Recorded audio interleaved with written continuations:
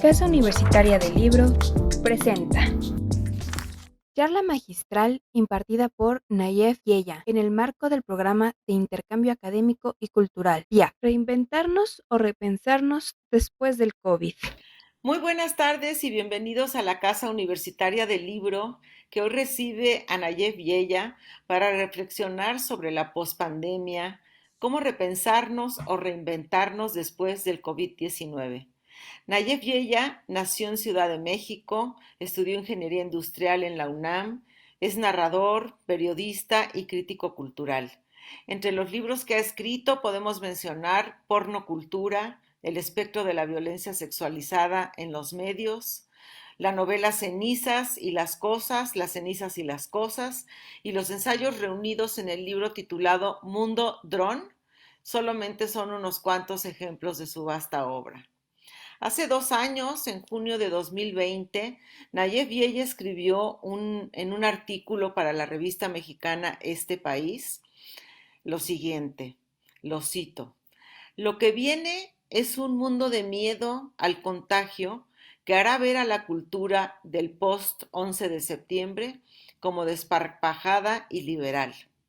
Al peligro del terrorismo internacional le hemos de sumar el riesgo viral.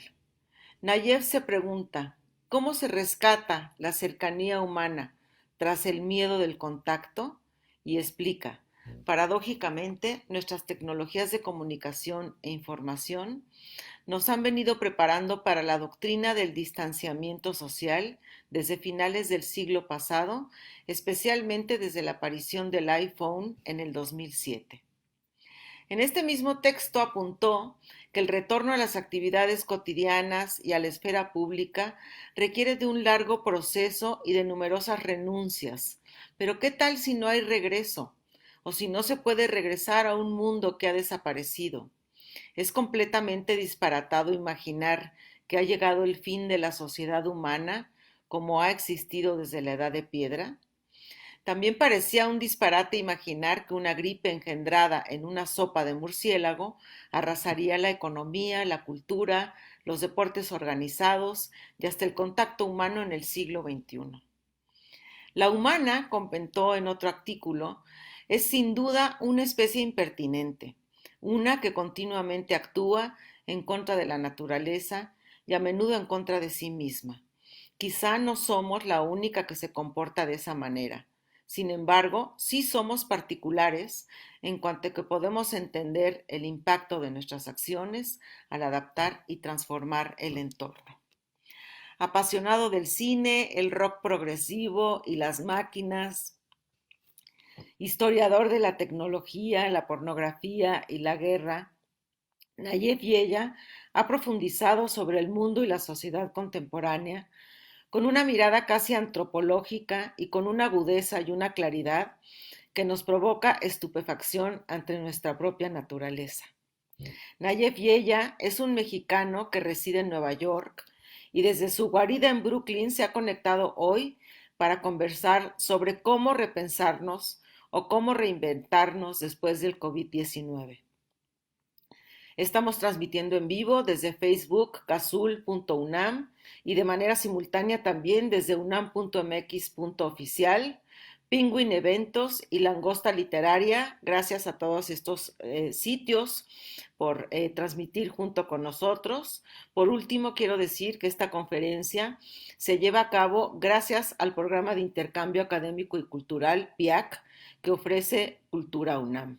Nayef, bienvenido, de verdad es un gusto que estés con nosotros y yo te dejo la palabra para que el público que está conectado escuche esta conferencia que, bueno, yo le tengo mucho entusiasmo porque me parece que es un tema que ahorita nos puede abrir muchas ventanas hacia lo que va a pasar en el futuro y con la experiencia que tú tienes en estos estudios, pues qué mejor.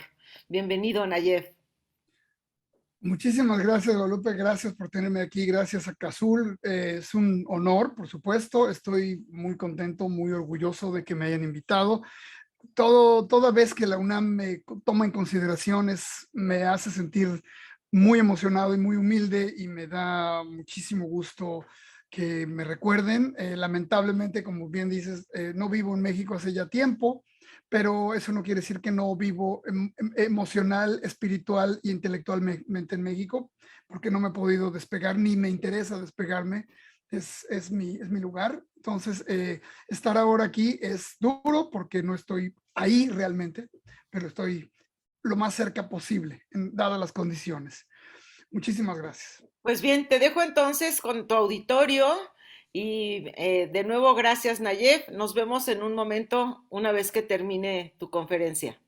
Claro que sí. Muchísimas gracias. Pues nada, pues lo primero, les voy a compartir unas imágenes para que esto sea un poco más tolerable, menos aburrido. Espero que queden, que funcionen como debe ser. Si me permiten un segundo, creo que basta hacer esto.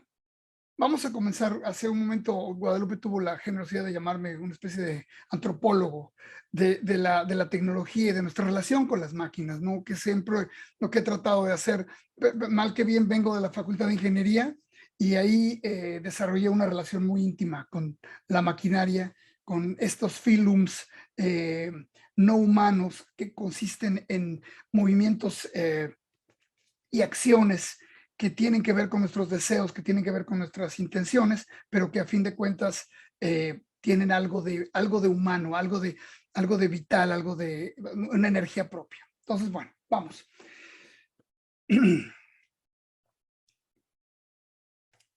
Una enfermedad en cualquier parte es una enfermedad en todas partes. Ali Khan, experto en enfermedades zoonóticas. Un arqueólogo del futuro, probablemente no humano, mirará los vestigios del siglo XXI y tratará de descifrar cómo se respondió a una pandemia mortal causada por un nuevo virus. Por un lado, verá que se contaba con la tecnología y el conocimiento médico para controlar los contagios. Encontrará indicios de que se trató de imponer el confinamiento y medidas sanitarias elementales, mientras se desarrollaban curas y vacunas. Y también verá que por razones ideológicas, ignorancia, desafío temerario y frivolidad, muchos hicieron caso omiso a las recomendaciones. Negaron que existiera una amenaza invisible, inventaron explicaciones alternativas, acusaron a las autoridades y a sus enemigos políticos de ser responsables de una crisis manufacturada o de inventar un problema inexistente para arrebatarle su libertad. Por supuesto que también descubrirá que quienes más se expusieron no tenían alternativa, debían seguir trabajando, mientras las clases más afortunadas podían confinarse a lamentar su desdicha. El arqueólogo se conformará con recuperar las reliquias materiales de la tragedia, océanos de mascarillas, botellas de desinfectantes, guantes quirúrgicos, datos de uso de transportes, aumentos en el consumo de electricidad, entrega de alimentos a domicilio. Estimará el número de víctimas y probablemente saltará a la conclusión de que más de 6 millones de muertes del coronavirus en 2 años y medio fueron otra catástrofe del oscurantismo medieval que se extendió desde el año 1000, por lo menos, hasta las primeras décadas de lo que denominaban el siglo XXI. Quizá descubren agotables fuentes de información acerca de estos años de confusión, miedo y rabia. Hallará testimonios por montones de la función e impacto de millones de horas de reuniones, conferencias, clases y conferencias y charlas en Zoom como esta, a menos de que nuestro legado digital, todos los registros de nuestra vida en línea, se pierdan para siempre en un apagón de Internet que no será del todo improbable. Y pues sí, estamos hoy aquí reunidos en la distancia, porque me han invitado a hablar de un tema por demás difícil. ¿Cómo repensarnos o reinventarnos después del COVID-19? Esto obviamente no se puede abordar en una sola línea, en una narrativa lineal, o por lo menos yo no soy la persona para hacerlo. Por lo tanto, me interesa acercarme a esto desde el punto de vista cultural, económico, moral, político, biológico, un poco de todo, y tratar de encontrar señales, porque obviamente no tengo la capacidad de imaginarme por dónde va a seguir esta cosa, pero por lo menos podemos ver todas las claves. La pregunta doble, que incluye reinventarnos o repensarnos, nos obliga a considerar que si bien hay un antes del COVID, no es seguro. Es más, ni siquiera es probable que haya un después del COVID. Toda afirmación contraria, por ahora, es mero triunfalismo. Sin embargo, podemos considerar que el después del COVID llegará cuando dejemos de referenciar todo con expresiones como es la primera vez desde la pandemia. No lo había visto desde que empezó el confinamiento. ¿Te acuerdas cómo era esto antes del COVID? Y todas esas demás preguntas que nos llegan y que les dan sentido y que nos dan un marco de referencia para pensar las cosas al abrir la puerta y al atravesar ese umbral que habíamos respetado con temor, con solemnidad. El fin de la pandemia llegará realmente cuando el virus deje de dar sentido a nuestras acciones, temores y deseos, cuando lo hayamos olvidado y por lo tanto cuando hayamos desechado cualquier aprendizaje de estos años de incertidumbre. Definitivamente, la soledad impuesta en reclusión es una oportunidad para repensarnos, tanto en lo individual como en lo social, para reimaginar nuestras futuras interacciones, dudar de las costumbres, las manías, la manera en que perdemos y ganamos el tiempo, la forma en que habitamos el espacio sin cuestionarlo, la disposición de los lugares en los hogares, la naturaleza de nuestra condición social, humana y biológica. Se ha hablado mucho de cómo el confinamiento podía servir como una pausa necesaria al frenesí de lo cotidiano, una oportunidad sin precedente para la introspección y el descanso, para no someternos por un tiempo a la carga laboral, ni sentir la presión de hacer nada urgente, ni siquiera ver aquella película popular o la obra de teatro de la que todos hablan, o de comer en el restaurante de moda. Era una incuestionable excusa para evadir compromisos sociales, eventos insufribles y encuentros indeseables. El COVID-19 vino a interactuar con una epidemia de desinformación y fanatismo que llevaba años ganando terreno. La paranoia se encuentra a la alza en un tiempo de desconfianza en las instituciones y figuras públicas. Los órdenes de confinamiento fueron el almíbar para los conspiracionistas que veían en ellas la condensación de sus pesadillas de opresión de las masas y control mental, o más bien que veían ahí la gozosa confirmación de su visión claustrofóbica, a menudo antisemita y siempre paranoica del poder. Suponían que no había emergencia sanitaria alguna y que el falso virus era la forma en que las autoridades desmantelaban toda movilización ciudadana. Destruían la organización social e imponían su voluntad a una masa aterrorizada, desarticulada y vulnerable. La revelación de que las autoridades mentían y manipulaban al público venía incubándose en las mentes susceptibles de los ahora escépticos desde que narrativas fílmicas y televisivas populares como Encuentros cercanos del tercer tipo de Spielberg y Los expedientes secretos X se habían instalado en el imaginario. El otro elemento del título es reinventarnos, es decir, pasar a de la idea a la acción, actuar en la transformación considerada, retomar las riendas y cambiar. Uno de los temas que han guiado mi trabajo es la idea del cyborg, el organismo cibernético que es una fusión de lo orgánico y lo biológico, de lo cultural y lo evolucionado. Un ejemplo, al vacunarnos, estamos reprogramando nuestro sistema inmunológico, nos estamos transformando en otro ser o reinventando una nueva armadura que nos permita sobrevivir al embate viral.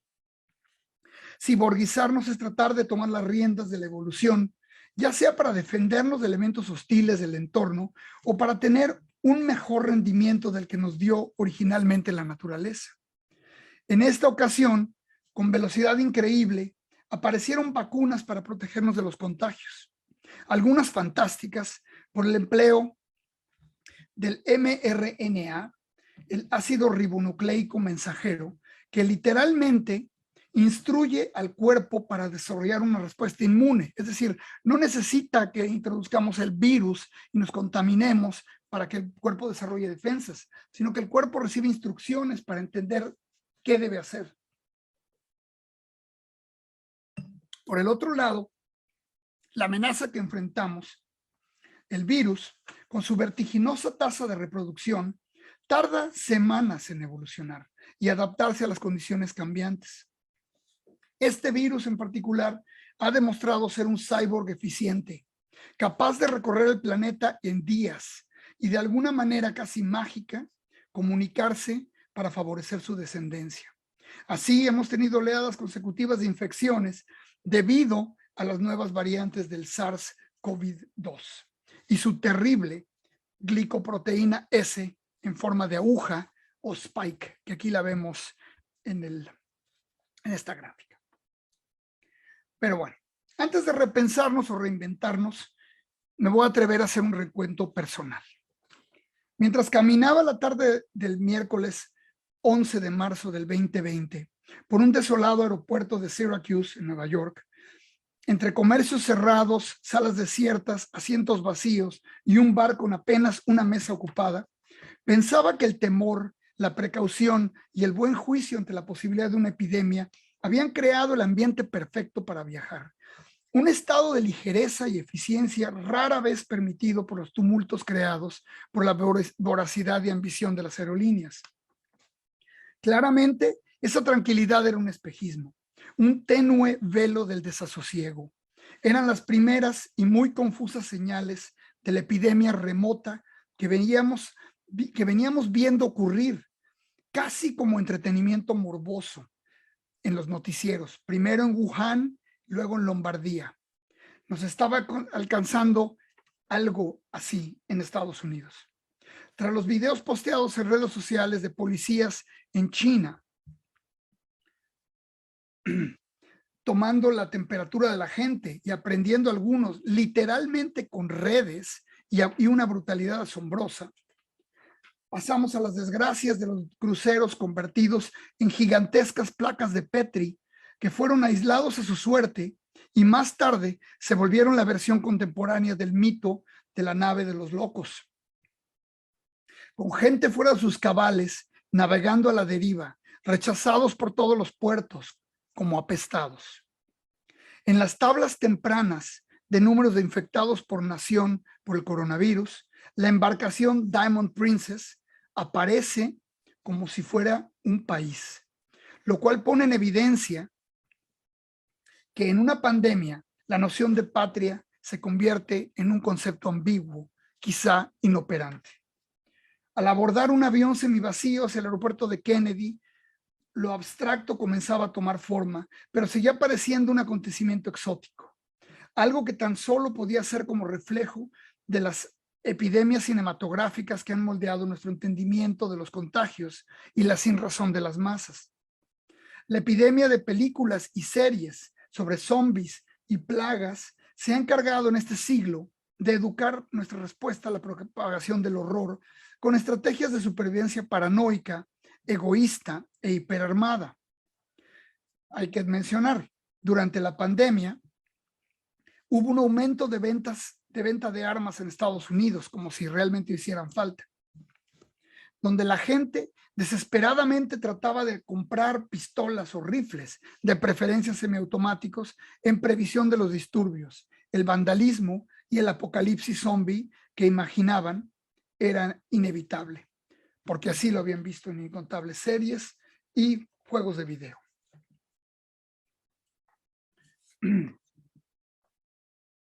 Muy pronto, a los aeropuertos vacíos le siguieron los tumultos en los supermercados y la histeria por comprar desinfectantes, guantes, máscaras y botellas de agua. Sin duda se buscaban productos necesarios para comenzar el encierro, pero estas compras irracionales eran también una forma de canalizar nuestro poder de adquisición, el único poder que le queda a una burguesía que ha perdido el apetito por la democracia y la conciencia de sus derechos elementales. La ilusión de comprar nos hace libres, nos da seguridad y refugio de nuestras ansiedades. Y es el sustento del orden imperante. Nada podía reflejar con más puntería el estado de la cultura cínica y desesperanzada del antropoceno que las rebatingas por acaparar papel higiénico en medio de una epidemia respiratoria y pulmonar. La acumulación histérica de ese producto en particular es un síntoma del consumo compulsivo, del desperdicio irresponsable, de la obsesión de confort y la frustración depresiva de la segunda década del siglo XXI. Pero volvamos a hablar de la amenaza viral. La zoonosis son las enfermedades que se transmiten entre animales y el hombre, que pueden saltar entre especies, digamos. Están en el origen de alrededor de 3/4 partes de las epidemias. Al domesticar el caballo, la humanidad obtuvo la gripa común. La gallina nos trajo la varicela, la gripe aviar y el herpes zóster. Criar cerdos fue el origen de la influenza y el sarampión. Al ganado vacuno le debemos los contagios de viruela y tuberculosis. Los coronavirus son llamados así por tener una forma que evoca una corona y son responsables de alrededor del 10% de las gripes comunes y de por lo menos 3 infecciones graves que han saltado a la humanidad en este siglo. Primero fue el síndrome respiratorio agudo grave, o SARS en inglés, a finales del año 2002. Luego vino el síndrome respiratorio de Oriente Medio, o MERS, en 2012. Y después nuestro querido COVID-19, también llamado SARS-CoV-2 o SARS-2. A pesar de sus orígenes animales, el COVID tiene la extraña característica de estar perfectamente diseñado para infectar y afectar seriamente al hombre. Esto ha dado lugar a sospechas conspiratorias de las que hablaremos más adelante. Sin embargo, hay que considerar que existen miles de millones de virus en la naturaleza, en continua mutación, y por simple estadística, no es improbable que uno desarrolle las características necesarias para volverse un eficiente asesino de humanos. El SARS clásico, como lo llaman ahora con cierta ironía, apareció también misteriosa y súbitamente, atropellando a la humanidad y cobrando un asombroso número de vidas en un periodo muy breve, pero también en un margen muy limitado. De la misma manera en que surgió, desapareció sin que se llegara a crear una vacuna para contenerlo, ni entender realmente qué había sucedido. Ahora bien, nunca antes en la historia de la humanidad los científicos habían seguido tan de cerca y con tanto detalle a un patógeno, estudiando sus cambios, mutaciones y comportamientos en tiempo real, mientras avanzaba desquiciando al planeta. A pesar del conocimiento científico de los microorganismos y sus mecanismos, en gran medida nos seguimos relacionando con las enfermedades infecciosas como si fueran provocadas por agentes místicos, humores, emanaciones, alientos sobrenaturales, miasmas y fuerzas de otros mundos. Y así como antes se responsabilizaba a los cometas, a los judíos y a los chinos, hoy circulan rumores de que el coronavirus es un arma biológica o que es una política de eliminación sistemática de gente controlada por George Soros y Bill Gates. Las epidemias están siempre entrelazadas con mitos apocalípticos en todos los continentes, desde la peste bubónica hasta nuestro actual coronavirus, pasando por la fiebre amarilla, la influenza española y el SIDA. Hasta la aparición de vacunas y remedios farmacológicos, tan solo contábamos con el recurso de la higiene, el aislamiento y la cuarentena. Métodos medievales de supervivencia que obviamente no ofrecen la seguridad de la inmunidad absoluta, pero que son la única y mejor opción. Perdón, un momento.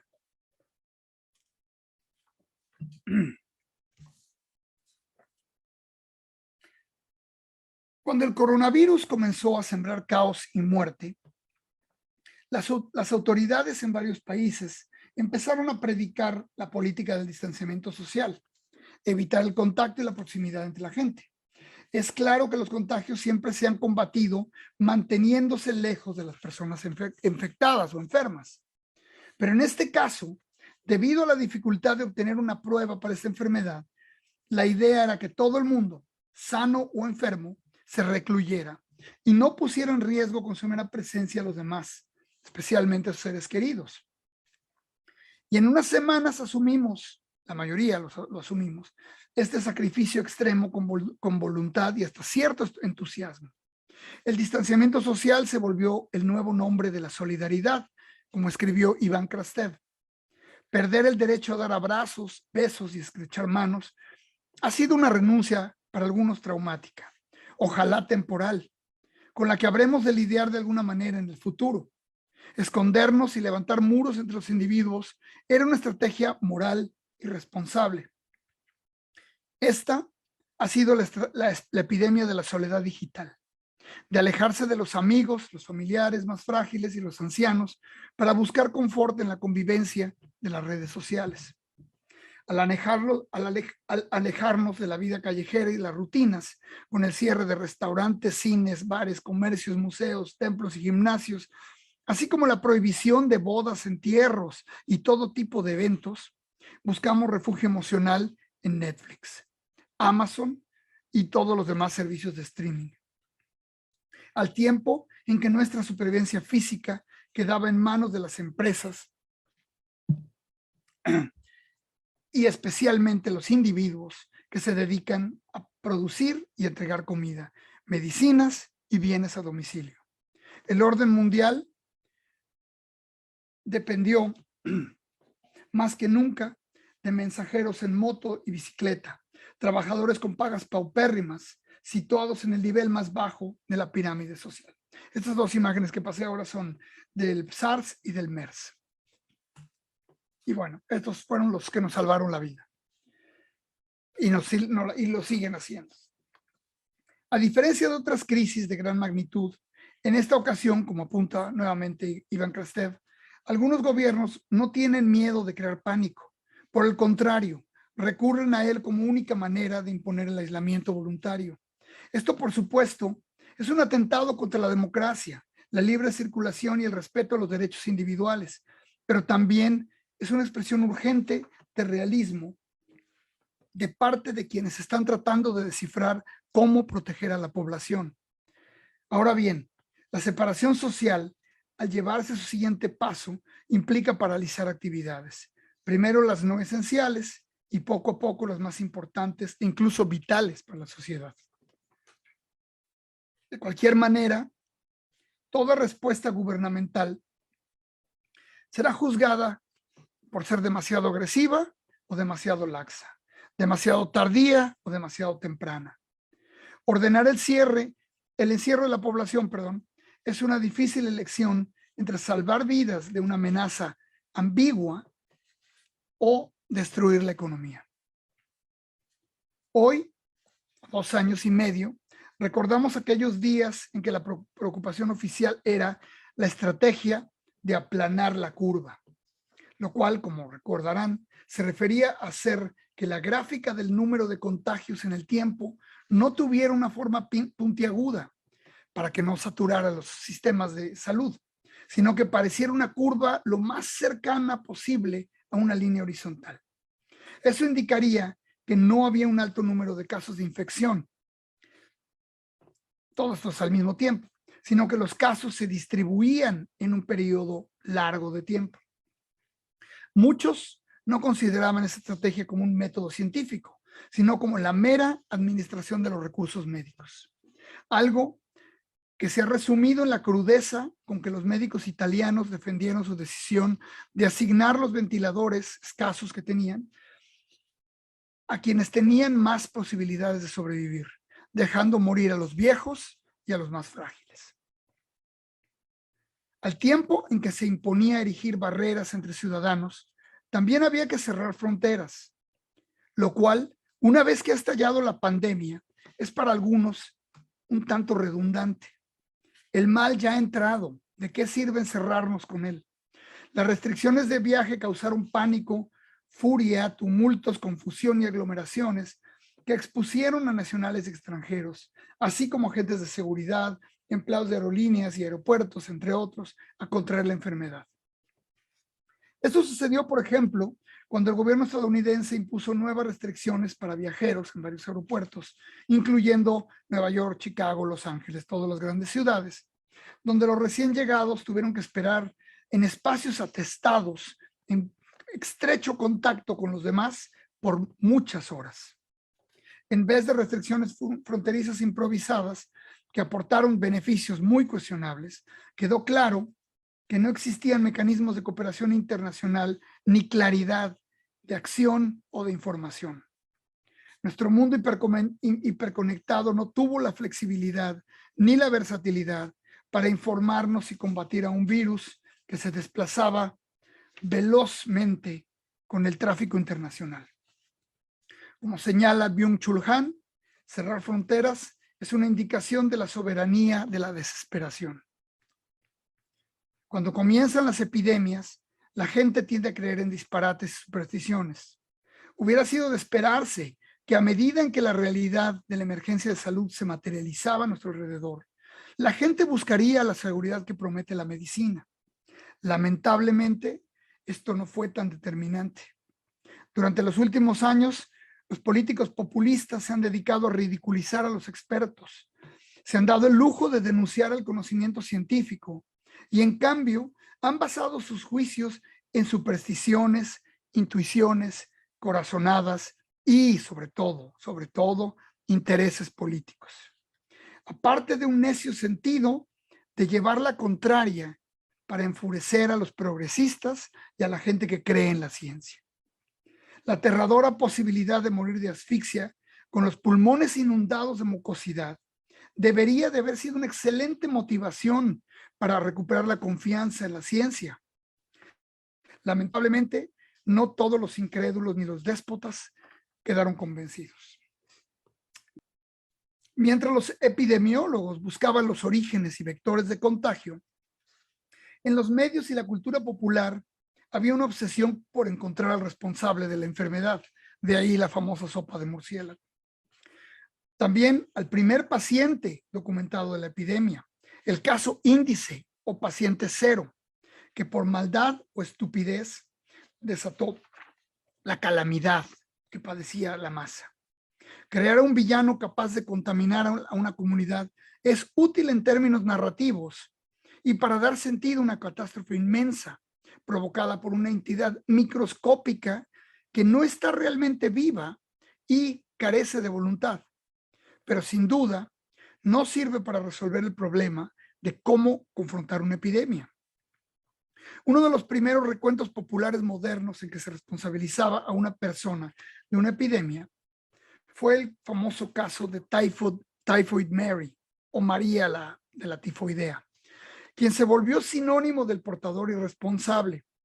La historia de la inmigrante irlandesa Mary Mallon, que fue acusada de infectar deliberadamente a familias neoyorquinas para las que trabajaba como cocinera, es un reflejo del clasismo y nativismo que eventualmente fue usado para segregar, maltratar y abandonar a los inmigrantes en los Estados Unidos. Casos como este hay en todo el mundo. Curiosamente, el uso del término paciente cero es el resultado de un error. En un estudio de los Centros del Control de Enfermedades, o CDC por sus siglas en inglés, en 1984 sobre el SIDA, denominaron el primer caso como paciente O, no cero, por su origen geográfico, porque era el patient out of California, un paciente que venía de California. En el caso del SIDA, durante años se creyó que Gaetan Douglas, a quien vemos aquí muy quitado de la pena, un sobrecargo canadiense que se contagió aparentemente en Haití o en Europa, había sido responsable de toda la contaminación del VIH en Norteamérica. De acuerdo con el periodista Randy Shields, en su exitoso libro And the Band Played On, que luego se hizo película, Douglas tuvo relaciones sexuales, según él mismo, con alrededor de 250 hombres por año, sabiendo que estaba enfermo, y llegó a decirles a algunos: estoy enfermo del cáncer gay, voy a morir y tú también. Douglas murió en 1984, pero esta historia dejó de considerarse cierta cuando una investigación publicada en 2016 demostró que el SIDA llegó a Estados Unidos del Caribe, mucho antes de que Douglas se contagiara, probablemente en 1971. En el caso del coronavirus, se considera que el primer paciente tuvo lugar el 17 de noviembre de 2019. Era un habitante de la ciudad de Wuhan, la provincia de Hubei. Tenía 55 años. La información de este caso de, entre comillas, neumonía de causa desconocida se reveló hasta el 30 de diciembre. Algunos de los primeros casos que vienen de Wuhan están relacionados con el mercado de animales de Huanan, un lugar donde una variedad de especies animales, muchos de ellos salvajes, conviven en pobrísima higiene, estrecho contacto y espacios confinados, por lo que se asumió que el contagio saltó de un animal a una persona en las paredes de ese mercado. Esta hipótesis, que había sido considerada la verdad o la verdad oficial, ha demostrado no ser. Debido a que una vez que se hicieron los estudios de las primeras personas contagiadas, se encontró que 2/3 partes de los casos iniciales no tuvieron que ver con el mercado. Ahora se piensa que probablemente el virus entró por la puerta a este mercado, en una persona infectada, obviamente. Las autoridades de Wuhan ocultaron la magnitud de la epidemia en un intento de evadir la responsabilidad. Así, mintieron, desinformaron y complicaron todos los primeros casos con esto. El ejemplo más escandaloso fue que quisieron silenciar al doctor Li Wenliang, que aquí tenemos en esta imagen, quien desde el 30 de diciembre del 2019 trató de prevenir a sus colegas en otras partes del mundo de la epidemia. Por esto, fue acusado de difundir rumores falsos y perturbar severamente el orden, cargos usualmente atribuidos a la gente que revela información secreta o molesta para el régimen. El 30 de enero fue diagnosticado como infectado del coronavirus y el 7 de febrero murió. Aquí tenemos una imagen antes del contagio, después del contagio. Y con esto yo vuelvo a mi recuento personal. Ese 11 de marzo, mientras yo volaba de regreso a Brooklyn, la Organización Mundial de la Salud declaró que ya estábamos en una pandemia. En cuanto se supo esto, comenzaron a correr rumores de que la epidemia del coronavirus había comenzado con esta famosa sopa de murciélago que mencioné. E incluso no faltó quien posteara absurdos y obviamente falsos videos mostrando el fatídico instante de la infección. Pero volvamos entonces a China, porque China jugó un papel fundamental y bastante vergonzoso al inicio de esta pandemia. China desperdició 7 semanas en las que pudo movilizarse y movilizar al mundo, hasta el 23 de enero, cuando aplicó medidas draconianas de aislamiento.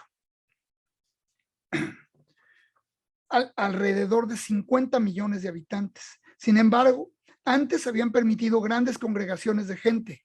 Sí, así sabemos que muchos otros gobiernos, sabiendo que había una pandemia, permitieron eventos musicales y conciertos y todo tipo de reuniones populares, un poco con la idea de vamos a hacerlo ahora, antes de que llegue el virus, cuando es imposible saber cuándo ya llegó el virus.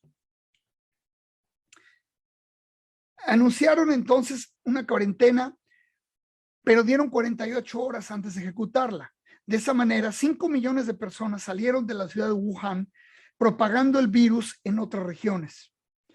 China envió 40,000 médicos a Wuhan, lanzó una intensa campaña propagandística, enroló a cientos de miles de voluntarios, construyó docenas de hospitales y ejerció docenas, no me equivoco, docenas de hospitales, lo cual parece increíble, levantar un hospital en cuestión de semanas.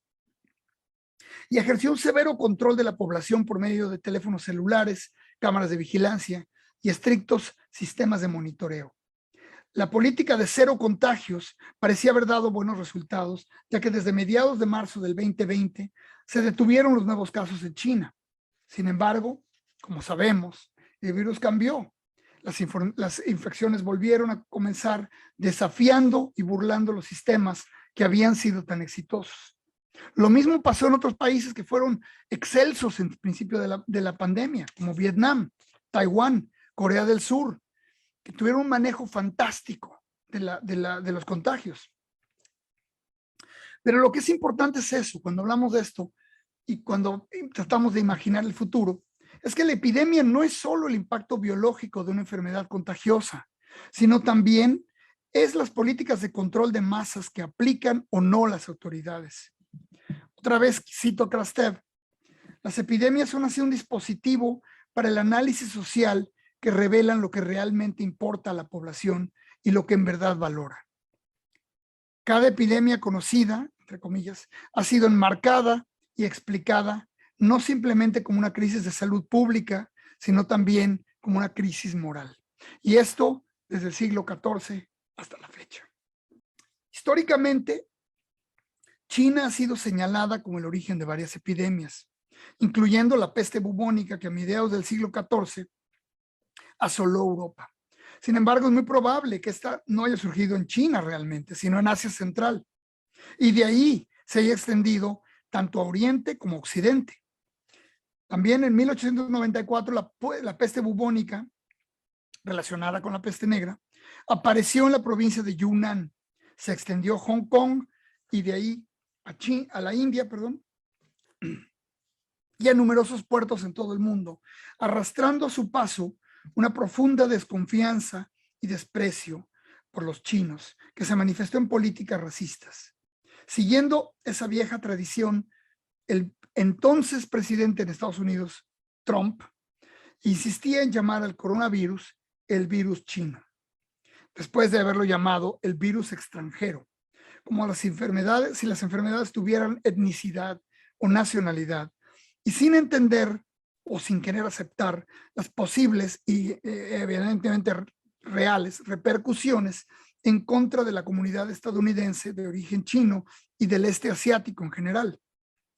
Por supuesto, los actos de violencia en contra de los asiáticos en Estados Unidos no se hicieron esperar y aún son extremadamente comunes. Otra epidemia que obtuvo su nombre de la estigmatización de un pueblo fue la gripa o influenza española de 1918, que fue llamada así porque España, al no estar peleando en la Primera Guerra Mundial, no tenía impuestas leyes censoras, a diferencia de los demás países europeos que sí estaban en la guerra, por lo que se hablaba de la epidemia en la prensa y los medios, y eso hizo a muchos asumir que venía de España. Esta pandemia, en parte, fue resultado de los movimientos de tropas de la guerra y cobró entre 50 y 100 millones de vidas y contaminó a una quinta parte de la humanidad. Afortunadamente, nuestra COVID no ha llegado a esos niveles, pero todavía quizás sea muy pronto para cantar victoria. Como dijimos, China tuvo mucho éxito en su control del número de muertes, contagios y muertes. Y por tanto, muchas naciones imitaron sus sistemas y sus métodos, esas estrategias de higiene. Y lamentablemente también decidieron copiar su represión, censura y control poblacional. Con el pretexto del COVID, numerosos gobiernos, algunos de ellos autoritarios y otros no tanto, de alrededor de 80 naciones, según el Human Rights Watch, impusieron medidas de salud pública, así como restricciones a la libertad de expresión, movimiento y disidencia. La información sobre el virus, que tiene que ver con número de infecciones, número de muertes, de medicamentos, de vacunas, de gasto público y sobre todo de los errores cometidos, todo eso que no fuera provisto directamente por el gobierno era considerado como noticias falsas o propaganda. Aunque estas medidas en su mayoría se han presentado como temporales y únicamente propiciadas por la crisis, la realidad es que difícilmente serán eliminadas.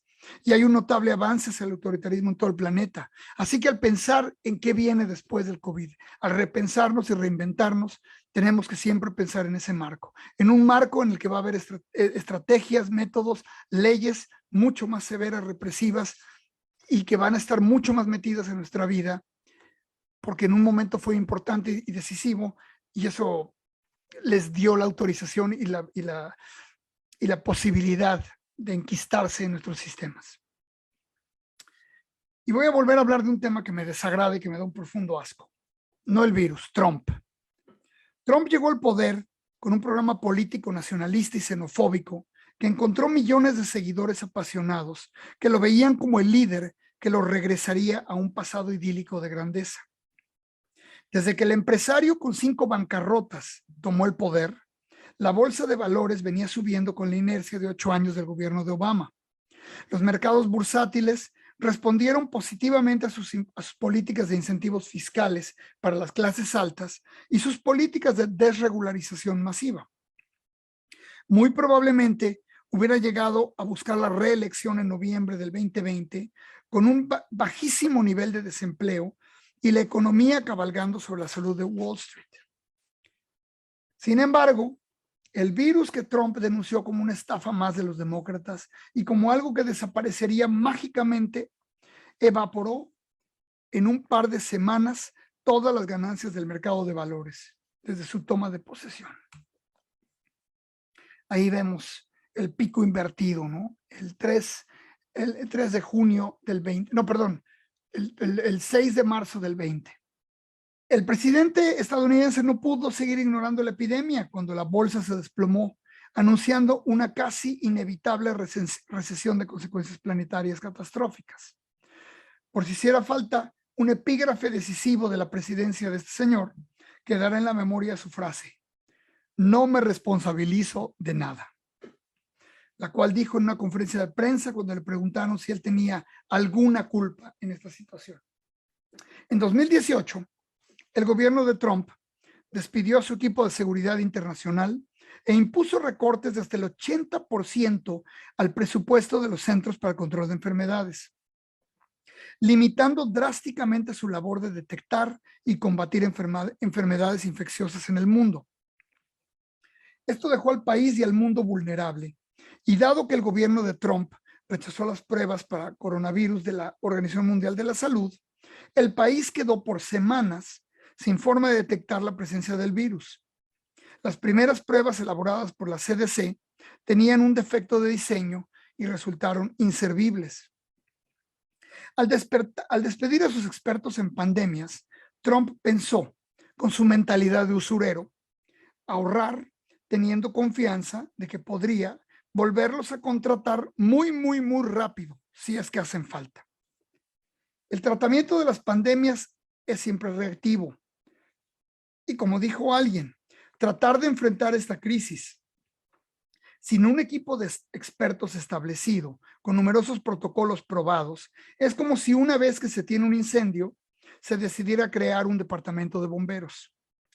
Mientras el número de infecciones aumentaba exponencialmente y Nueva York se convertía en el epicentro mundial de la pandemia, un sistema de salud privado creado para generar enormes beneficios económicos a las aseguradoras, farmacéuticas y corporaciones con relación con la medicina, demostró no ser adecuado para responder a la crisis y puso en evidencia, como si hubiera hecho falta, la catástrofe que es no tener un sistema de salud público, universal y gratuito. Ahora, 2 años después de la pandemia, después de haber visto esto, después de haber quedado clarísimo que lo único que necesita Estados Unidos para dejar de ser un país tercermundista es un sistema de salud universal y gratuito, es aún imposible que los senadores y los congresistas, y especialmente los republicanos, se inclinen por adoptar un sistema semejante y de esa manera perder todos los beneficios que le dan sus cabilderos. Asimismo, la producción local de insumos médicos básicos no era suficiente. Estados Unidos lleva años descentralizando su producción y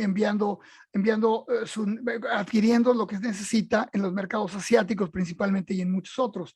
Por tanto, cuando explota la pandemia, no había mascarillas quirúrgicas, ni N95, no había lentes de protección, no había guantes quirúrgicos, no había respiradores artificiales, no había nada. Consistentemente, los países que han tenido los mejores resultados con la contención de la epidemia actuaron con coordinación centralizada. Obviamente esto ha ido cambiando a lo largo de estos 2 años, pero sin embargo se mantiene bastante sólida esa conjetura. Estados Unidos, al contrario, desde el punto de vista de su estructura federal, en que cada estado toma sus propias decisiones, pues fue una catástrofe y simplemente lo que íbamos viendo era el terror pasarse de estado en estado y con una especie de lotería de la abominación. El compromiso de todos debe ser homogéneo en todos los niveles. No puede dejarse a cada comunidad elegir qué medidas les gustan, qué medidas quieren y cuáles no quieren aplicar. Resulta una ironía gigantesca que haya llegado una pandemia sin precedente en el mundo moderno, en una época de nacionalismos enfebrecidos, del America First y de regímenes xenófobos que de repente descubrieron que no hay supervivencia en el aislamiento, que dependen de otras naciones para salvarse. Asimismo, décadas de neoliberalismo, de recortes a programas sociales, de embates en contra de los programas y los servicios de salud público, demuestran haber dañado de manera devastadora los sistemas y el potencial de respuesta de los estados. El desprecio de Trump y sus aliados por la Organización Mundial de la Salud y otras organizaciones internacionales de las que depende la recuperación del mundo después de una crisis con la que estamos viviendo tendrá graves consecuencias en este futuro post-pandémico, post-COVID, post lo que sea que queramos. La lógica misma de los mercados es un obstáculo para la supervivencia humana y esto se ha demostrado en estos 2 años y debería ser contrarrestada con acciones tajantes, como impedir que se lucre con insumos necesarios para tratamiento, protección y supervivencia de la población. En medio del caos, Trump y otros populistas con agendas nacionalistas, todos sabemos que hay muchos en varios continentes, trataban de disfrazar sus políticas nativistas y xenofóbicas como si se tratara de acciones a favor de la salud pública, ya sea la construcción de un muro en la frontera con México, la prohibición en contra de los musulmanes, el aumento de las deportaciones, el rechazo de peticiones de asilo y el bloqueo contra China. Una pandemia pone en evidencia que si una nación enferma, lo que decíamos al principio, todas las demás corren el riesgo de contagiarse y que la salud de cualquier comunidad es tan frágil como la condición de los más desprotegidos. Trump necesitaba un culpable y muy pronto sus aliados comenzaron a propagar la hipótesis de que el virus no había aparecido naturalmente por un derrame zoonótico, como han hecho millones de virus a lo largo de la historia, sino que había sido manufacturado o posiblemente escapado accidentalmente de un laboratorio. Así, pasaron a culpar a una de las virólogas más importantes del mundo, Shi Lengyi, que aquí vemos apodada la mujer murciélago. La llaman así por su extenso trabajo de estudio con los coronavirus en estos animales. La directora de uno de los laboratorios del Instituto de Virología de Wuhan ya había provenido de la posible aparición de un virus semejante al SARS, capaz de contagiar humanos velozmente. En 2005, publicó un artículo sobre coronavirus de murciélagos, estrechamente relacionado con el SARS de 2003. Shi y su equipo descubrieron el virus del COVID-19 a finales precisamente del año 2019. Uno de los virus que ella y su equipo descubrieron años atrás, el RATG13, que viene de RA por la especie de murciélago de herradura, que es el Rhinophilus affinis. Aquí tenemos los Wuhan Institute of Virology. TG por el lugar donde fue encontrado, que era una mina en Tongwang, y 13 por el año del descubrimiento, tiene una similitud del 96% con el SARS-2 y proviene de un ancestro común. Es decir, que se cree que el coronavirus y este virus se dividieron hace entre 2 y 7 décadas, para que tengamos una idea de la rapidez con que esos virus evolucionan. Los conspiranoicos han circulado rumores acerca de cómo Shi y su equipo, ya sea que manufacturaron el virus, que es algo extremadamente improbable y según algunos expertos imposible, o experimentaron con técnicas de lo que se llama ganancia de funciones, en inglés gain of function, es decir, de incrementar ciertas funciones de un virus, mejorarlas, cambiarlas, para hacer el virus más contagioso e incluso más mortal, entre otras cualidades. Por supuesto que no existe prueba alguna de que Shi y su equipo hayan hecho nada semejante. Otros más simplemente creen que alguien en el equipo de esta doctora se contagió y de esa manera comenzó la propagación de la enfermedad entre la gente. Tampoco hay pruebas de que eso haya sucedido, aunque los argumentos van de un lado a otro y las acusaciones siguen hasta el día de hoy.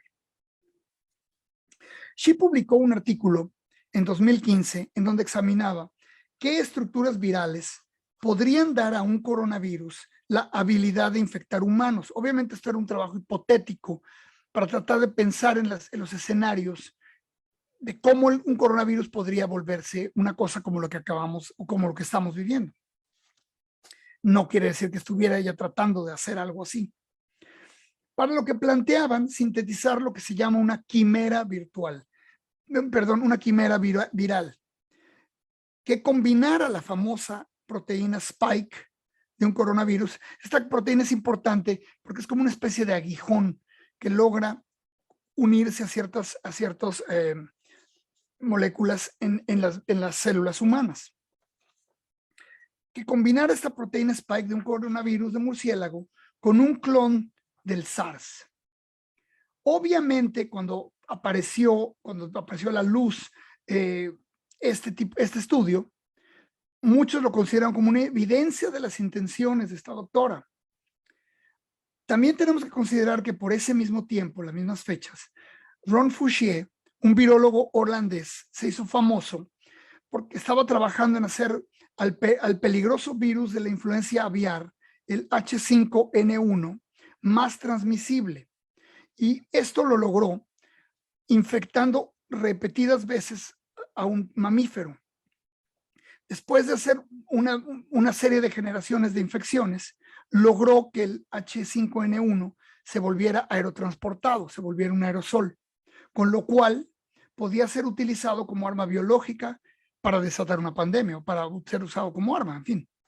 Esto motivó al entonces presidente Obama a imponer una moratoria en toda la experimentación relacionada con la tecnología de ganancia de funciones de patógenos. En fin, esto es importante considerarlo. Son los argumentos que utiliza la gente que cree que esto es una cosa de origen humano. Vivir una pandemia real, una en la que prácticamente todo el mundo se experimentan las mismas ansiedades y temores, en que las calles están desiertas, la economía paralizada y casi no hay aviones en el cielo, es una oportunidad sin precedente de descubrir la empatía por las naciones destruidas por las guerras, los bloqueos económicos y los desastres naturales.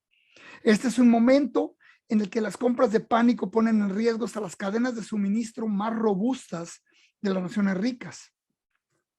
Es asomarse al fin de la supremacía de nuestra especie, o por lo menos la supremacía política de las naciones. Es ver al mundo contraerse, volverse incómodamente diminuto y al mismo tiempo amargamente remoto, vasto e inalcanzable. Asimismo, la pandemia descompone el flujo lineal del tiempo y ofrece la sensación de observar al futuro y al pasado al mismo tiempo.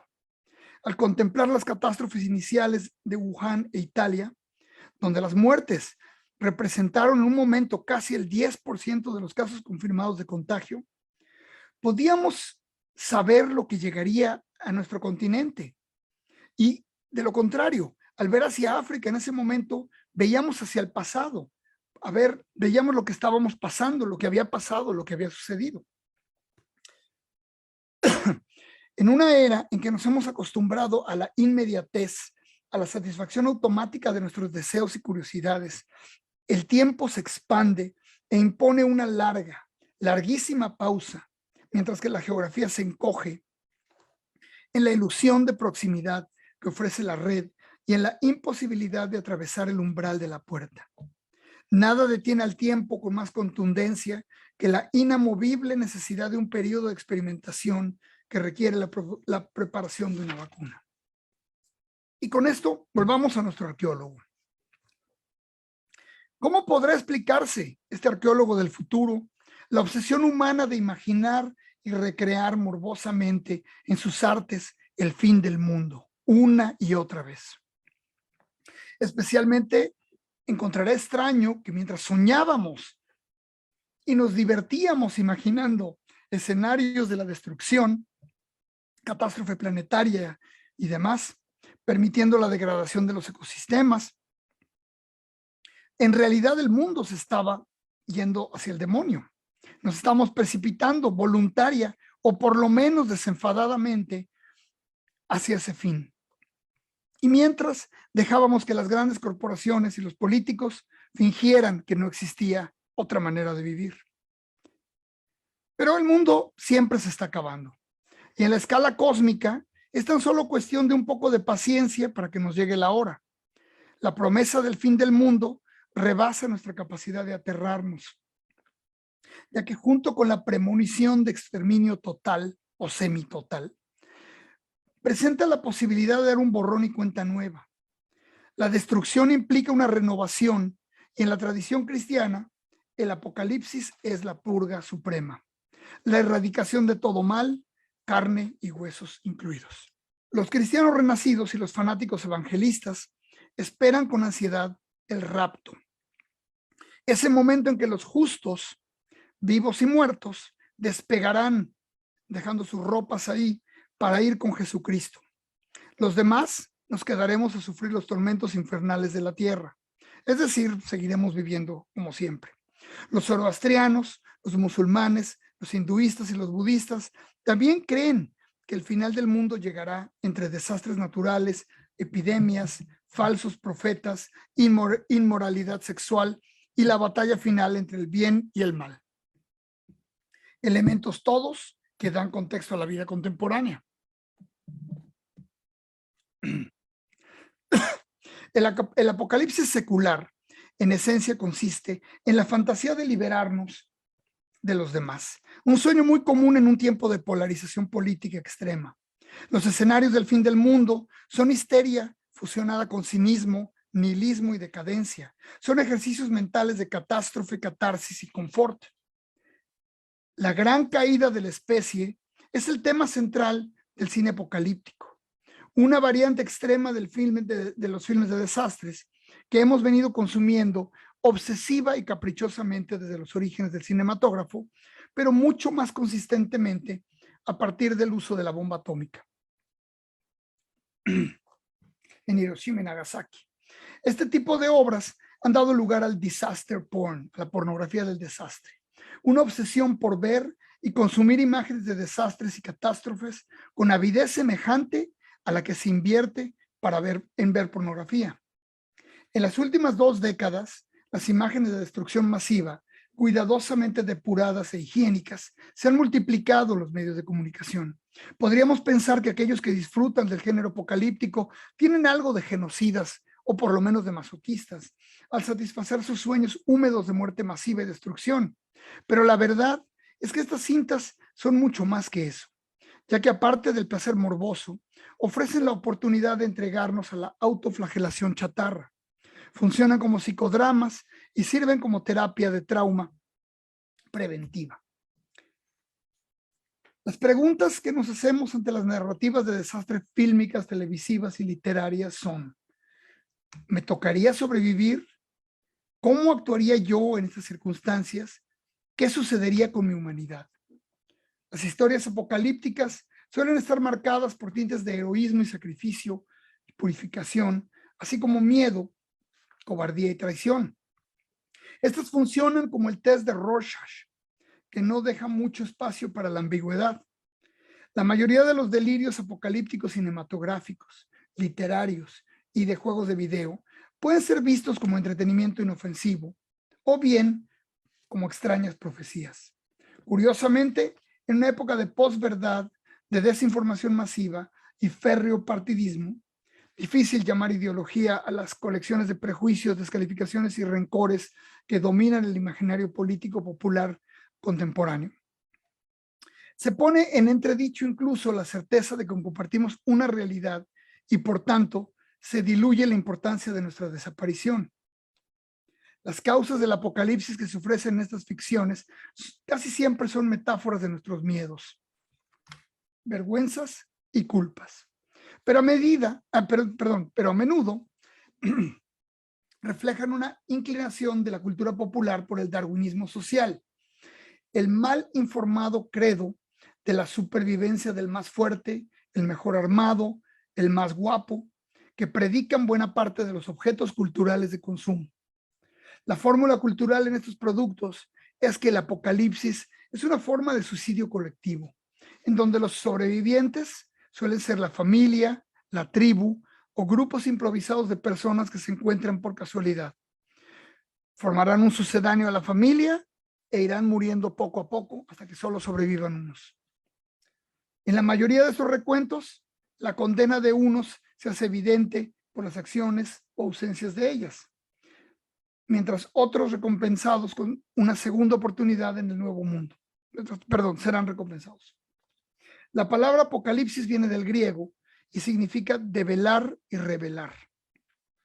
El apocalipsis representa la caída, la pérdida de todo lo que da sentido al colectivo social, la vida, las ideas, las creencias, la cultura, el trabajo, el placer, nuestra visión de la naturaleza y el universo. Pero la desaparición de eso debe llevar implícito un cierto aprendizaje y una toma de conciencia. Aquí tenemos que preguntarnos si algo de eso en nuestro pequeño apocalipsis cotidiano y cómodo nos dio ese aprendizaje y toma de conciencia. Pero bueno, antes de seguir, quiero volver otra vez al medievo. Europa vivió más de 300 años desolada por la peste negra. Generaciones nacieron y desaparecieron sin conocer nada más que el terror del contagio como consecuencia del contacto humano. Instituciones, actitudes, costumbres y hasta canciones infantiles surgieron a raíz de esa amenaza. El siglo XIV comenzó con la devastación de lo que se ha llamado la pequeña edad del hielo, que afectó gravemente los cultivos, provocó hambrunas terribles, muerte masiva y descomposición social. En ese contexto llegó en octubre de 1347 a Europa la ya antes mencionada peste bubónica, la pandemia más mortal de la historia. Quizá al haber pasado de la marmota sibírica al humano, después de viajar en las pulgas de las ratas a infestar el mundo. Bueno, el mundo, Europa. La historia del peor desastre infeccioso incluye pasajes tan perturbadores y cinematográficos como aquel de los tártaros lanzando con catapulta cadáveres infectados dentro de los muros del puerto mercante fundado por los genoveses, Cafa, ahora Feodosija, en Crimea. Y aquí nos conectamos con la historia contemporánea, con Crimea siendo uno de los escenarios de la guerra entre Rusia y Ucrania, siendo el territorio que Rusia se apropió y con eso de Ucrania, y con eso desató en gran medida o provocó esta guerra que estamos viendo. Un barco repleto de enfermos que huían navegó al Mar Negro, desembarcó en Sicilia, donde el contagio fue devastador. La epidemia se expandió por mar y tierra, por las rutas del comercio hacia el este y el oeste. A los enfermos les salieron tumores del tamaño de huevos o manzanas en los sobacos, entre piernas y los ganglios. Los bubones supuraban y sangraban. Luego aparecían ampollas y manchas negras en la piel debido a las hemorragias internas. La mayoría moría pronto, entre 24 horas y 5 días, con intenso dolor y agonía. Perdón, un segundo. Esta brutal experiencia de muerte colectiva y vulnerabilidad de las poblaciones cambió la cultura y la sociedad para siempre. Los sobrevivientes de las oleadas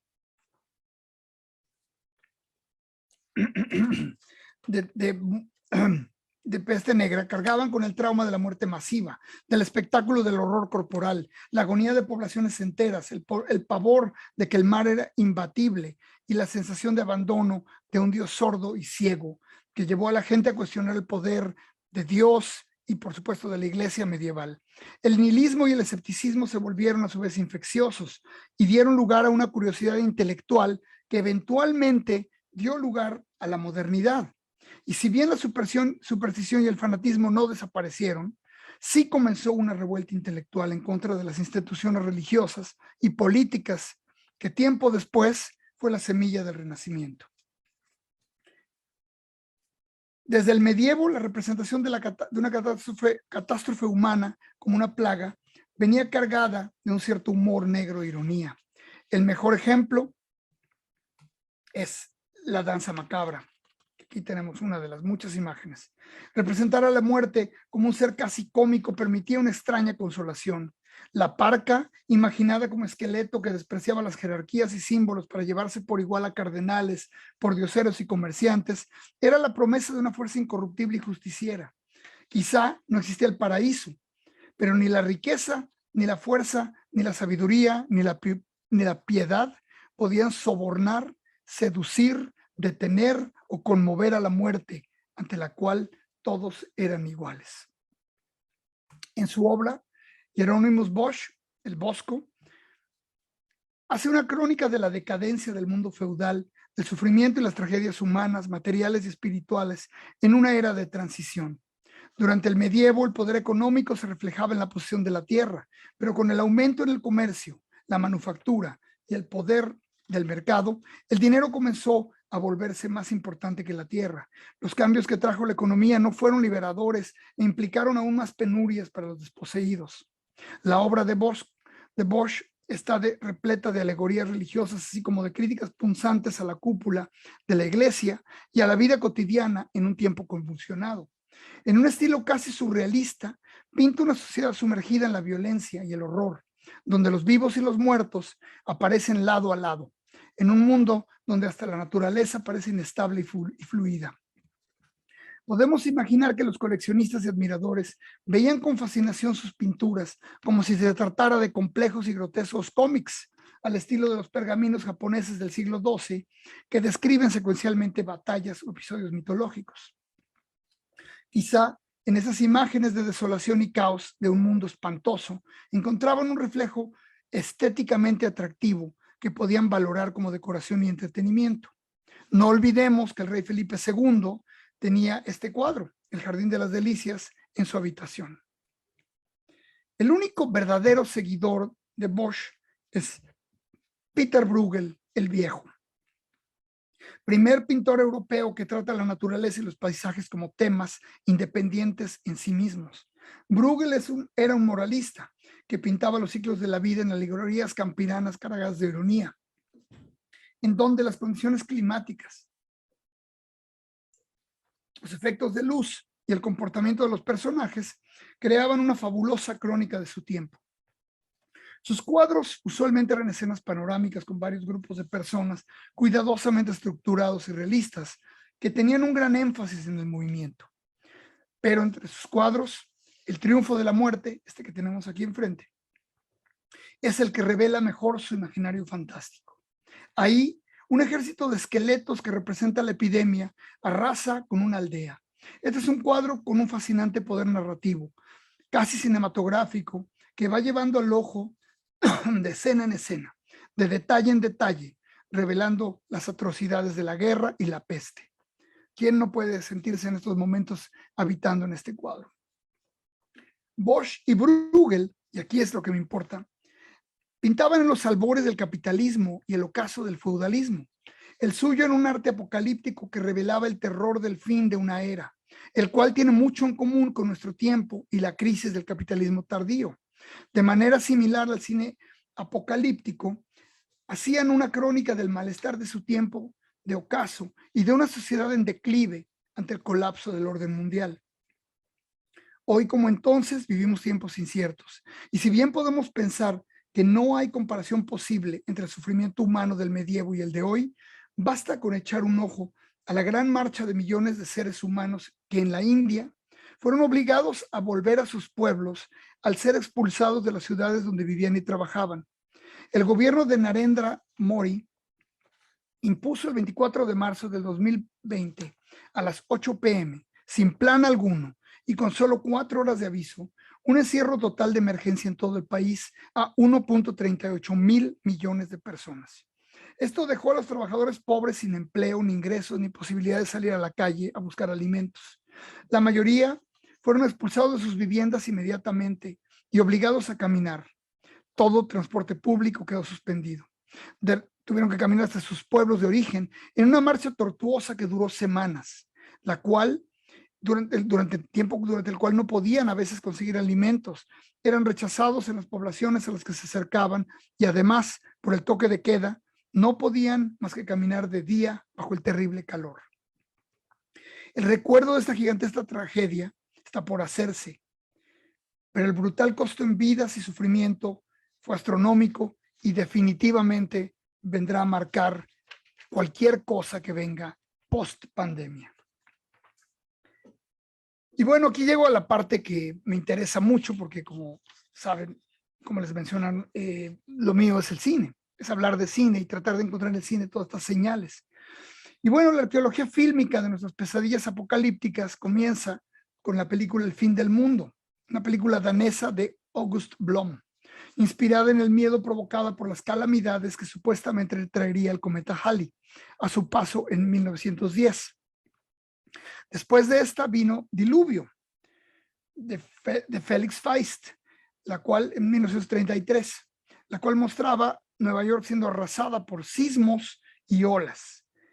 Muchas más visiones catastróficas siguieron estas cintas pioneras, en particular tras el fin de la Segunda Guerra Mundial y el terror atómico que dio lugar a las hecatombes godzillianas, y así como el miedo al exterminio nuclear. La maquinaria hollywoodense volvería periódicamente al tema del fin del mundo, pero hacia finales del siglo XX se comenzó a volver un tema muy popular, sólido y redituable, con citas muy taquilleras como 12 monos de Terry Gilliam de 1995, Impacto Profundo de Mimi Leder y Día de la Independencia. Los dije en mal orden, pero bueno.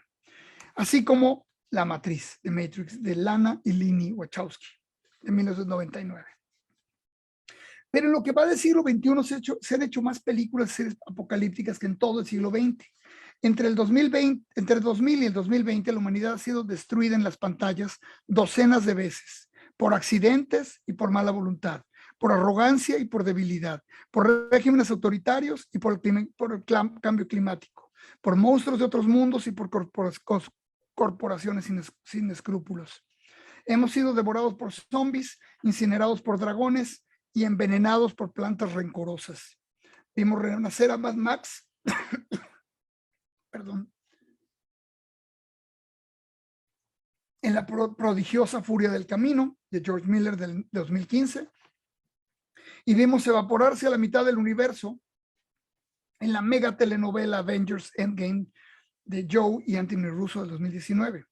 Imaginar que el futuro no tendrá lugar es un entretenimiento electrizante y preparación emocional para la catástrofe inminente. La mayoría de la gente está consciente de que dejamos un mundo en ruinas a nuestros hijos. Al asumir que todos moriremos súbitamente en un evento planetario, en cierta forma lo que hacemos es lavarnos las manos de la vergüenza y la responsabilidad. Pero toda pesadilla apocalíptica debe tener un purgatorio postapocalíptico en el que puñados de sobrevivientes vuelven a crear algún tipo de orden a partir del caos, estableciendo comunidades armadas, pandillas punks recorriendo las carreteras en busca de gasolina o burócratas comiéndose los unos a los otros. Originalmente, estas eran fantasías urbanas burguesas que proponían un regreso a la familia nuclear o a la tribu, en las que el protagonista recuperaba su posición de protector, cazador, guerrero, alejado de los escombros de una sociedad depredadora y corrupta. Era una forma de imaginar el renacimiento de una época simple, sin feminismos, sin políticas de identidad, donde el hombre provee, la mujer es provista. Las narrativas apocalípticas contemporáneas han cambiado, se han vuelto incluyentes, diversas e interseccionales. Pero a pesar de ser igualitarias y antidogmáticas, las fantasías del fin del mundo conservan sus elementos de venganza e impotencia que les sirven de combustible. Pero los apocalipsis que nos interesan aquí están relacionados con enfermedades contagiosas y epidemias. La pandemia del COVID-19 ha dado lugar a numerosas listas y enumeraciones de películas, novelas y obras sobre pandemias que han ganado gran popularidad en el encierro. Es claro que en el confinamiento disfrutamos tanto como padecemos al ver obras que tienen resonancia con la calamidad que nos aflige. Contemplar el apocalipsis desde el apocalipsis se presentaba como un privilegio fascinante. A diferencia de nuestros predecesores que buscaban en dioses déspotas protección de la peste negra, el cólera y la viruela, las clases medias del mundo, con acceso a agua potable, servicios de salud, electricidad, internet y comida entregada a domicilio, hemos pasado los primeros 2 años y medio del confinamiento cerrado, no tan cerrado y abierto, contemplándonos a nosotros mismos en la zozobra mediatizada de un apocalipsis anunciado una y otra vez. Este es el apocalipsis que recibimos en pijama y en pantuflas, inclinados sobre el fregadero, lavando platos, viendo interminables series y películas olvidables, leyendo las cifras diarias de muertes y contagios, comparando las estrategias de naciones como si fuera una competencia o un reality show. En cada conferencia, convivio, reunión y clase vía Zoom o cualquier plataforma, nos vemos a nosotros mismos en la pantalla, separados de nuestros interlocutores, compañeros, amigos, empleados, jefes o desconocidos, por finas líneas de una cuadrícula que determina la nueva geografía del espacio social. Así, al conversar o escuchar a otros, estamos permanentemente atentos a nuestros gestos y movimientos en la pantalla, como si se tratara de un largo selfie, de un performance en el que participamos y somos espectadores. Somos incorpóreos y materiales, estamos presentes y distantes. Podemos así vigilar y corregir nuestras expresiones, movimientos y palabras en un ejercicio de narcisismo poco velado. Este sistema es un paradójico monumento al ego en un tiempo en que hemos abandonado, por la fuerza y la cuarentena, gran parte de nuestras obsesiones por la imagen personal, la ropa, el maquillaje y el peinado. Todo esto vuelve. Sin embargo, este nuevo narcisismo está para quedarse. Y si me preguntan qué viene en este periodo pospandémico, será luchar contra esta tentación, contra la tentación de un narcisismo. Y bueno, quiero terminar nada más hablando de 4 parábolas epidémicas, fílmicas, y un pequeño epílogo. Hace 25 años, durante el fin de semana del 24 y 25 de marzo de 1995, la película más taquillera era Epidemia, Outbreak, del entonces exitoso Wolfgang Petersen. El reparto multiestelar incluía a Dustin Hoffman, Cuba Gooding Jr., Morgan Freeman, Donald Sutherland, René Russo y el ahora muy cancelado Kevin Spacey. Este thriller de acción partía de elementos realistas acerca de la propagación de un ficticio virus que se llamaba el Motaba, el cual tenía resonancias con el aterrador virus de ébola, que en ese momento amenazaba con escapar de África Central y convertirse en una pandemia. La cinta era caótica y apilaba absurdos fantásticos en una trama enredada y a la vez extraordinariamente simple, que incluía un sucio secreto criminal del ejército, una ruptura y una reconciliación amorosa, la amenaza de borrar del mapa una ciudad californiana para impedir que el país entero se contagiara, hospitales rebasados de enfermos y un carismático mono capuchino que era el adorable paciente cero que puede impedir la tragedia o detenerla. Pero a pesar de los misiles, bombas y militares amenazantes, la secuencia más poderosa del film es aquella en que podemos ver las gotas de saliva de un estornudo flotar en una sala de cine oscura y repleta, contaminando al público en silencio. Una sensación que inmediatamente tenía un reflejo en la sala de cine donde se estaba viendo este filme. Esta es una película del pre-septiembre 11. Cuando la visión hollywoodense estaba aún dominada por la certeza arrogante de que el ingenio, la voluntad y el poderío estadounidense podían resolver todos los problemas del universo. Los ataques al World Trade Center y el Pentágono fueron una incisión en la psique nacional, como lo denomina Karen Ritzenhoff, que rasgó la noción de invulnerabilidad de la primera potencia mundial. Esto se traducía, entre muchas otras consecuencias, en la desaparición de los finales felices. hollywoodenses, o por lo menos en su transformación, en la transformación de esa visión optimista en una mueca de cinismo. 16 años más tarde, Hollywood nos dio otro acercamiento fílmico al universo viral con Contagio, Contagion, de Steven Soderbergh, una cinta inquietante que no utiliza secuencias de acción explosiva ni persecuciones de helicópteros para crear una atmósfera de profunda ansiedad al mostrar interacciones sociales aparentemente inocuas que se van revelando como los estremecedores contactos del contagio. Estrechar una mano, compartir un elevador, comer cacahuates en un bar, abrazar a un ser querido, tener un affair amoroso. La cinta comienza el segundo día del contagio y hábilmente nos conduce por el laberinto de la epidemia hasta la aparición de una vacuna, ofreciendo diferentes perspectivas de lo vivido. Esta también era una película repleta de celebridades: Gwyneth Paltrow, Lawrence Fishburne, Matt Damon, Jude Law, Marion Cotillard, Kate Winslet y Bryan Cranston. Pero a diferencia de la de Peterson, el tono siempre es sórdido y angustiante, un reflejo de esta nueva era del post-septiembre 11, en que las certezas se han colapsado. Asimismo, es un film hecho tras la epidemia del SARS, la cual vino a poner en evidencia las debilidades de los servicios de salud pública y a anunciar que una gran pandemia sí podía suceder en cualquier momento y podía pegarle a Occidente. En Contagio no hay villanos siniestros, salvo un ambicioso bloguero que quiere enriquecerse con la desgracia, que es Jude Law, ni complots absurdos, y Paltrow, antes de inventar su marca Goop, es eliminada en un parpadeo para terminar en una mesa de autopsia. La cinta tiene una estructura circular que evoca la naturaleza cíclica de las pandemias. Soderbergh describe de manera vibrante los procedimientos de contención del contagio y el rastreo de los casos para detectar el origen de la enfermedad, el cual se revela en el epílogo que muestra el día 1, en el cual un murciélago defecó en el corral de un puerco que luego fue usado para preparar un festín en un casino de Macao. Aquí los héroes son médicos y científicos competentes y sacrificados, en su mayoría mujeres, que dan todo para descubrir el origen del virus zoonótico y su cura, como una investigadora que desafía el protocolo al inyectarse a sí misma para probar la viabilidad y eficiencia de una vacuna. Estas cintas ofrecen dos visiones contradictorias del heroísmo.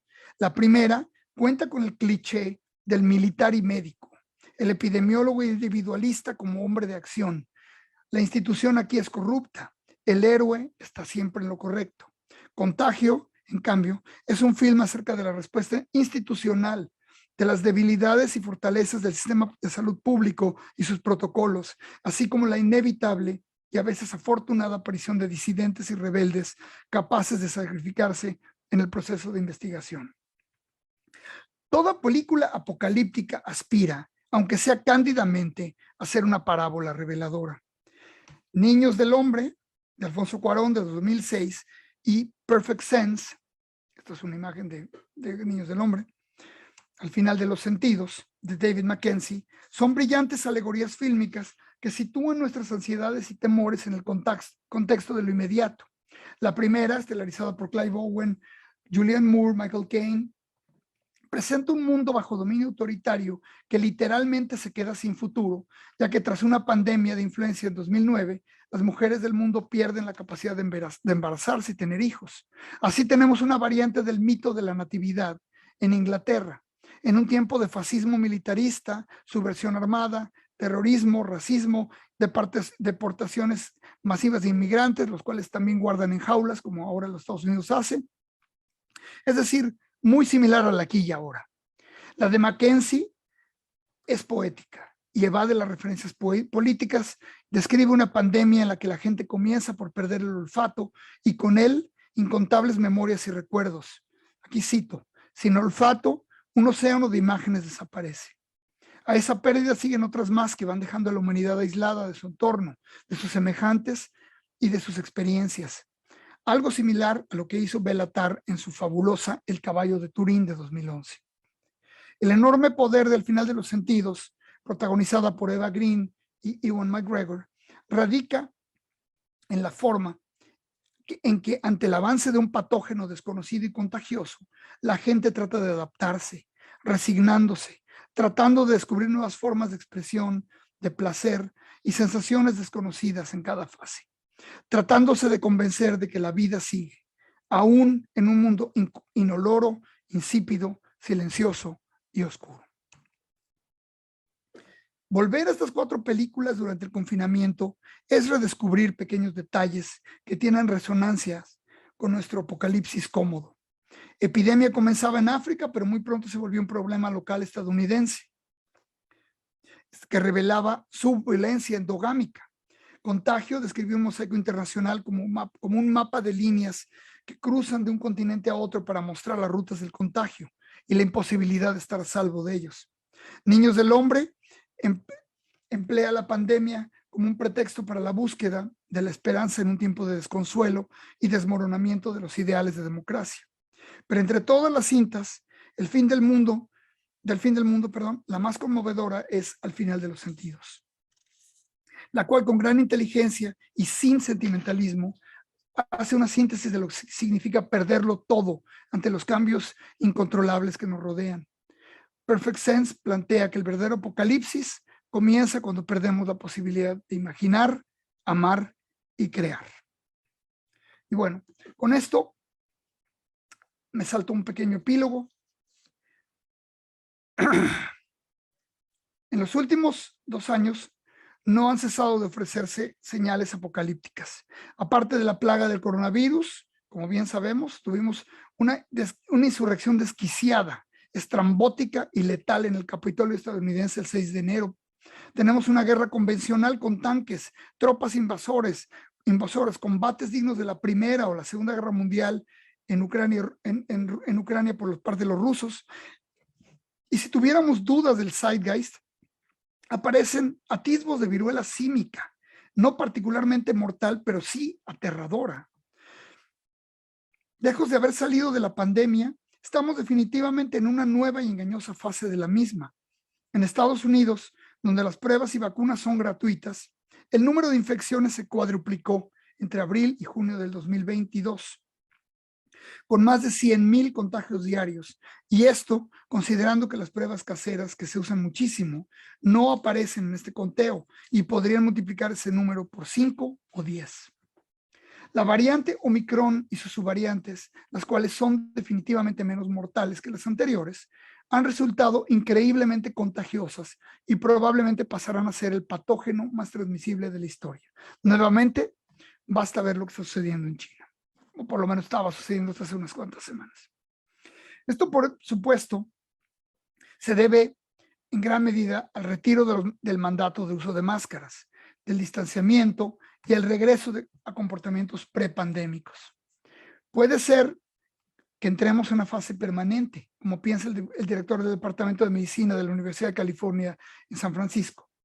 Tal vez no veremos otros 6 millones de muertos, esperemos que no veamos otros 6 millones de muertos de COVID. Tal vez las enfermedades graves podrán revertirse o prevenirse. En algunos casos, curarse con medicamentos.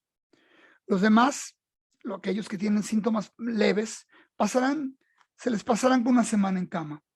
Probablemente seguiremos vacunándonos con más y más refuerzos. La noción de no infectarse nunca, que dominaba nuestra imaginación durante los años precedentes, es quizá ahora inútil y poco realista. No obstante, la idea de que las variantes futuras serán siempre más inofensivas es falsa. Si bien evolutivamente el virus busca transmitirse más y mejor, y no específicamente matar a su anfitrión, bien puede volverse más patogénico. Una consideración importante es que con la aparición de las vacunas llegó Omicron, que tiene la cualidad de engendrar muchas variantes que van, entre comillas, buscando las debilidades de las vacunas y poco a poco rompiendo la armadura.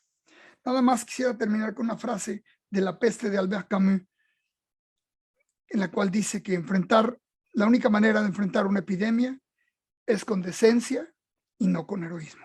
Muchas gracias y disculpen que esto se prolongó un poco más de lo que yo había planeado. Gracias.